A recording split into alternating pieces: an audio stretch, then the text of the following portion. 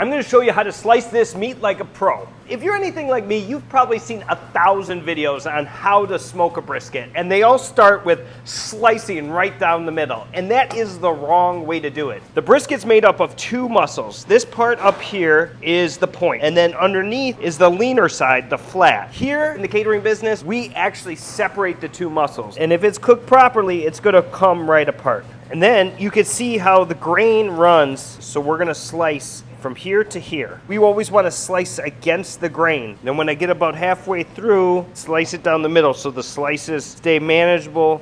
And then you can see on the point, the grains are really big here. They're really easy to see. So we're gonna slice this way. You can see the bark, the fat render. This is a really nice slice. And that's your whole brisket sliced with no waste. Now we're going to show you how to slice a tri-tip. There's a lot of ways you can screw this up. Basically, the tri-tip has a grain that runs two directions. This grain runs this way, and this grain runs this way. Split it right in half. We're going to take tip to tip this side against the grain. And this one, see how that grain runs straight across? So you want to run your knife across it.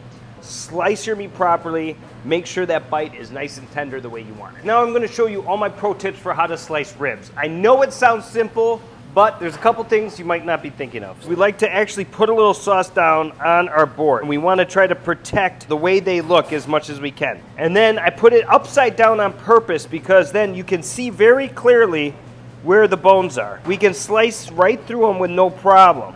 If you just take a little more time when you're cutting them, you can look like $1,000,000. All right, guys, we did our brisket, our tri-tip, and our ribs. I gave you all my tips and tricks. When your meat's all done, you know exactly how to trim them properly so it turns out delicious every time.